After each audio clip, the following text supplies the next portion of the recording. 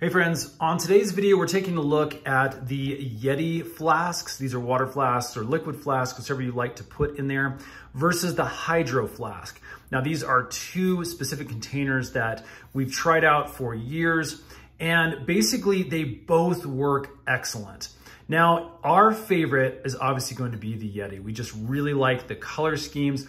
These, you can tell, are what they actually describe as over-engineered, so there's extra insulation within the walls of the flask. When you actually compare the two on how they work though, honestly, we really can't find that much of a difference. The Hydroflask seems to work just as well as the Yeti in keeping that ice cold and your drink cold for a long, long time. And it really comes down to preference and budget.